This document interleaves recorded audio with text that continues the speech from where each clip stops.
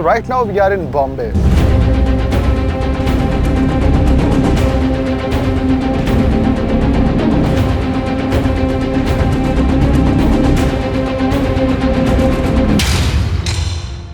And कुछ लोगों को बॉम्बे की रियलिटी बिल्कुल भी नहीं पता है। मैं बॉम्बे आया तो काफ़ी कुछ मैंने एक्सपीरियंस किया जो आई गेस तो आप लोगों का जानना काफ़ी ज़्यादा नेसेसरी है। तो इसी के साथ इस वाली वीडियो को स्टार्ट करते हैं।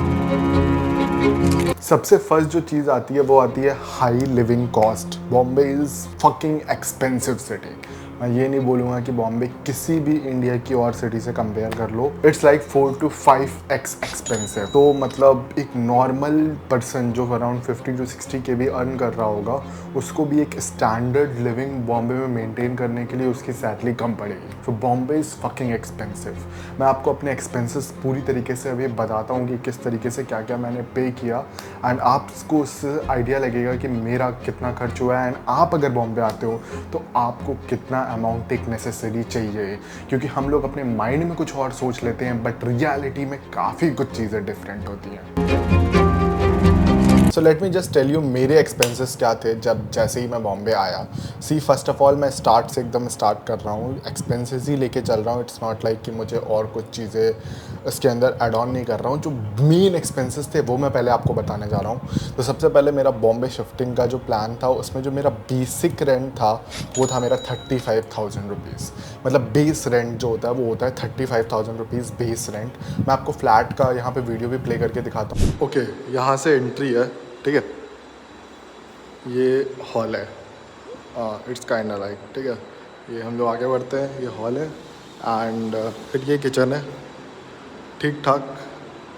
ये फर्स्ट वॉशरूम है, लाइट कैसे ऑन होती है, अरे यार, ये फर्स्ट वॉशरूम है एंड ये फर्स्ट बेडरूम है। मतलब एक ही बेडरूम है तो फर्स्ट बेडरूम सेकंड बेडरूम तो समझ लो।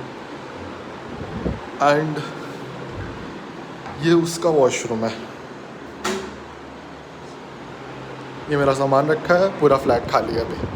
ये कुछ फ्लैट था एंड इसका बेसिक रेंट जो था वो था 35,000 रुपीज़। नेक्स्ट जो चीज़ आती है वो आता है हम लोगों का ब्रोकरेज, क्योंकि ये फ्लैट मैंने इससे पहले अराउंड कुछ नहीं तो 4 से 5 फ्लैट देखे थे, उसके बाद जाके ये फ्लैट मैंने फाइनल किया था। एंड जितना ही आपका बेस रेंट होता है फ्लैट का उतना ही आपको ब्रोकरेज देना होता है। लाइक बेस रेंट 35,000 रुपीज़ तो ब्रोकरेज भी 35,000 रुपीज़। सो ये 35, 70 ऐसे ही निकल रहा है। नेक्स्ट जो हम लोगों की चीज़ आती है वो आता है सिक्योरिटी डिपॉजिट। ये डिपेंड कर सकता है। मेरा जो एरिया था वो था BKC लाइक कुर्ला, सो वहाँ पे जो इसका 1 BHK का सिक्योरिटी डिपॉजिट था वो था 1 lakh rupees. Directly 1 lakh rupees उनका सिक्योरिटी डिपॉजिट हो गया। नेक्स्ट जो हम लोगों का चीज़ आता है वो आता है verifications and all. Verifications and सारी चीज़ें जो होती है वो हमारे और ओनर में स्प्लिट होता है। And to be honest owner के ऊपर काफ़ी ज़्यादा चीज़ें डिपेंड करती हैं। जैसे मेरा ओनर जो था वो काफ़ी ज़्यादा बकवास था। मतलब टू बी ऑनेस्ट वो स्प्लिटिंग या फिर हल्का सा भी अगर उसको पैसे कहीं पे खर्च करने होते थे इट्स काइंड लाइक चिंदीपना दिखाता था बहुत ज़्यादा। सो भाई ये चीज़ बॉम्बे में एकदम अच्छी तरीके से ध्यान रखना है कि भाई ओनर अच्छा होना चाहिए। फर्स्ट डे पे तो तुम ओनर को पहचान नहीं पाओगे, थोड़ा दिन रहोगे तभी पहचान पाओगे। सो फिर जो वेरिफिकेशन का था वो मेरा अप्रॉक्स 3,000 लगा एंड मतलब जो ओनर साइड का था उसका अप्रॉक्स लगा था 1,000। मतलब क्योंकि उसने फुल स्प्लिट नहीं किया था, उसने मेजॉरिटी मुझसे ही पे करवाया। सो ये लगा। उसके बाद आता है फ्लैट आपने ले लिया, फ्लैट खाली तो रखोगे नहीं, उसके अंदर डेफिनेटली सामान चाहिए होगा। तो उसके अंदर सामान का जो आपका बेसिक रेंट जाएगा वो जाएगा अप्रॉक्स 10,000। आपकी नेसेसिटी के ऊपर डेफिनेटली डिपेंड करता है बट बेसिक फ्रिज तो चाहिए ही होगा, गैस चाहिए ही होगी। बेसिक जो होगा वो रहेगा अप्रॉक्स 10,000 रुपीज़। बेसिक रहेगा आपका ये 10,000 और उसके बाद जो सामान होगा उसके ऊपर भी आप लोगों को ब्रोकरेज पे करना होगा। डिपेंड करता है, मतलब अगर आप किसी ब्रोकर के थ्रू वो सामान लेते हो तो ब्रोकरेज देना होगा। अदरवाइज अगर आप सामान like direct Rentomojo and all through website से लेते हो तो ब्रोकरेज नहीं देना होगा। तब सामान का केवल सिक्योरिटी डिपॉजिट देना होगा। मतलब मैंने ये चीज़ नोटिस की, मुझे ये चीज़ पता नहीं थी कि सामान का भी अगर तुम्हें कोई ब्रोकर सामान दिलाते तो सम उसमें भी तुम्हें 2,5-3 हज़ार रुपये वो लेने का सोचते हैं, लेकिन मैंने वो चीज़ नहीं किया। मैंने मतलब रेंटो मोजो से ऑर्डर किया था, अप्रॉक्स 10,000 उसका रेंट था पर मंथ का। एंड जो मतलब मुझे सिक्योरिटी डिपॉजिट था, सिक्योरिटी डिपॉजिट अप्रॉक्स मुझे 15,000 रुपीज़ सिक्योरिटी डिपॉजिट देना पड़ा था। सिक्योरिटी डिपॉजिट आपको रिटर्न मिलता है, वो डिपेंडिंग अपॉन द ओनर या फिर आपका जो सामान का कंडीशन होगा। बट हाँ, ये पूरा एक कैलकुलेशन हो गया दिया एंड 30 और ये पूरा कैलकुलेट होकर जो भी अमाउंट आ रहा होगा आपकी स्क्रीन पे, तो ये अमाउंट पूरा मुझे पे करना पड़ा जैसे ही मैं बॉम्बे में आया एंड मैंने फ्लैट रेंट आउट किया। अब आपको ऐसा लगेगा कि फ्लैट रेंट कर लिया, ब्रोकरेज पे कर दिया, सिक्योरिटी डिपॉजिट पे कर दिया, अब आई गेस तो सब कुछ सही हो जाएगा एंड हम लोग रहना स्टार्ट कर सकते हैं एंड प्रॉपर तरीके से जैसे मर जाए। बट अभी तो मेन चीज़ें बाकी ऐसी जो मेरे से 7 चीज़ें हुई मैं वो एक्सप्लेन करने का ट्राई कर रहा हूँ। उसके बाद हम लोगों को जो बेसिक किचन मटेरियल्स, मेड रखना एंड ऑल थ्रू, एक होता नहीं है कि बेसिक चीज़ें तो यार चाहिए ही होंगी ना, इसके बिना तो कैसे ही रह सकते हो। मैंने तभी स्टार्ट में बोल दिया स्टैंडर्ड लिविंग, जो स्टैंडर्ड लिविंग अगर आपको करना है तो आप मान के चल सकते हो मेड को आपको अप्रॉक्स 6 to 7,000 पे करना होगा। कुक एंड ऑल, तो जिस हिसाब से भी आप रखते हो कि लाइक आपको केवल खाना बनवाना है या फिर आपको घर भी साफ़ करवाना है, खाना भी बनवाना है, वो ऑल थ्रू आपके ऊपर डिपेंड करता है। बट बेसिक आपको 6 to 7,000 पे करना होगा, ठीक है। ये पूरा मतलब एक तरीके से अगर आप कैलकुलेट कर लोगे तो एक काफ़ी अच्छा अमाउंट आता है, मतलब ऐसा छोटा मोटा अमाउंट नहीं, काफ़ी तगड़ा अमाउंट आता है।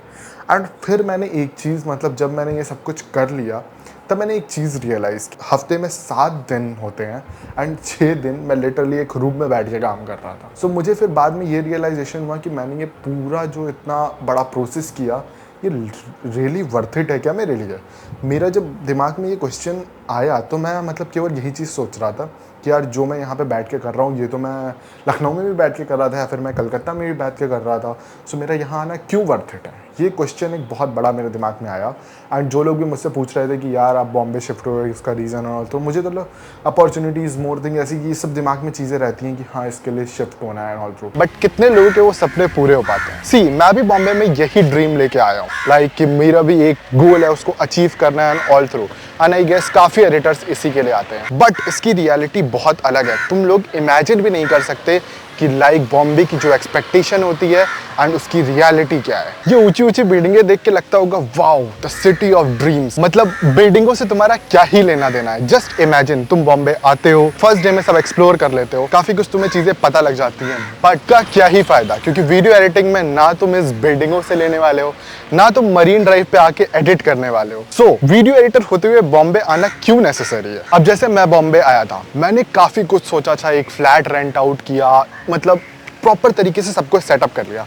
बट जब मैं थोड़े दिन यहाँ पे रहा, मैंने अपने एक्सपेंसेस कैलकुलेट किए, मैंने अपने मतलब प्रॉपर तरीके से एक सेविंग्स कैलकुलेट किए, तो मुझे रियलाइज़ हुआ मैं एज ए एडिटर बॉम्बे आया, मैंने रहना स्टार्ट किया, लेकिन मैं अप्रॉक्स 7 डेज में से 6 डेज केवल एक रूम के अंदर बंद था। बट रियलिटी में काफ़ी कुछ चीज़ें डिफरेंट होती हैं। सी मैं डीमोटिवेट नहीं करना चाहता, बट तुम लोग खुद ही सोचो, तुम जब बॉम्बे आओगे या फिर तुम किसी के साथ भी शिफ्ट होते हो, एक पर्टिकुलर रेंट का अमाउंट दोगे, तो इसका एक पर्टिकुलर रीज़न भी होना चाहिए कि जब तुम यहाँ पे आ रहे हो तो तुम जितना रेंट दे रहे हो उसका 3x तुम अर्न भी कर पाओ। लाइक मैंने देखा है लोग आते हैं बॉम्बे, रेंट देना स्टार्ट कर देते हैं, वो अपना पूरा सेविंग्स लगा देते हैं, बट उसका रिजल्ट कुछ नहीं निकलता।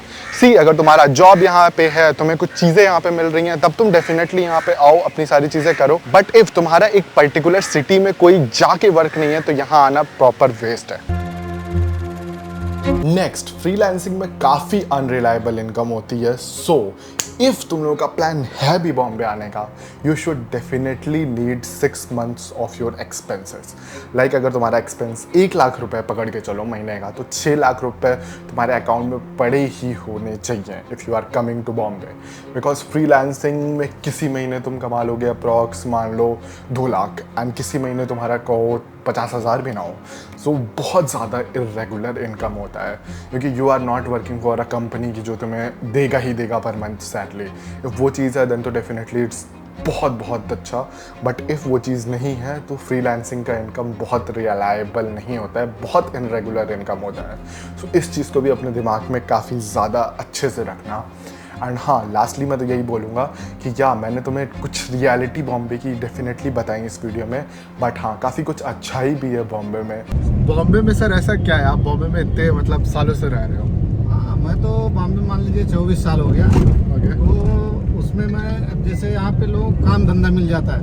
ओके। और लोग खाने के लिए यहाँ पे नहीं मरते और लोग एक दूसरे को सपोर्ट करते हैं यहाँ पे। अगर आप कुछ तकलीफ में हो तो आपको हेल्प के लिए लोग तैयार रहते हैं। सर मुझे तो ऐसा नहीं मिला कसम से। नहीं रहते हैं, ऐसा कुछ नहीं। मैं देखिए 24 साल हो गया हमको मुंबई में, 24 साल हो गया। मैं आपको एक बताता हूँ, मुझे एक ब्रोकर मिला था, ठीक है, उस ब्रोकर ने मतलब एक इशू, मैंने उसके साथ घर लिया, हाँ। उसने 13 तारीख मुझे बोला, हाँ। उसके बाद वो घर 19 को रेडी हुआ तो मैंने मना कर दिया, हाँ। लेकिन मैंने उसको एक एडवांस टोकन अमाउंट दिया था। हाँ।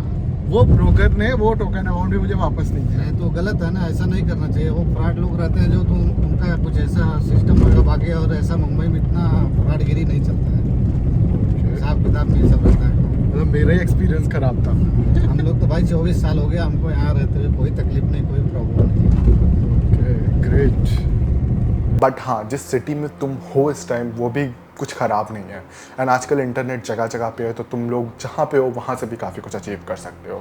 सो या this is for this video. बताना तुम्हारा क्या ओपिनियन है कमेंट सेक्शन में, एंड कुछ भी ओपिनियन हो डेफिनेटली कमेंट सेक्शन में डाल देना, मैं आंसर करने का पूरा ट्राई करूँगा। एंड इसी के साथ इस वीडियो को यहीं तक रखते हैं, मिलते हैं नेक्स्ट वाली वीडियो के अंदर, तब तक के लिए bye bye. And last thing, if you guys think कि मैंने बॉम्बे छोड़ दिया है, तो डेफिनेटली नॉट, मैं बॉम्बे में ही हूँ।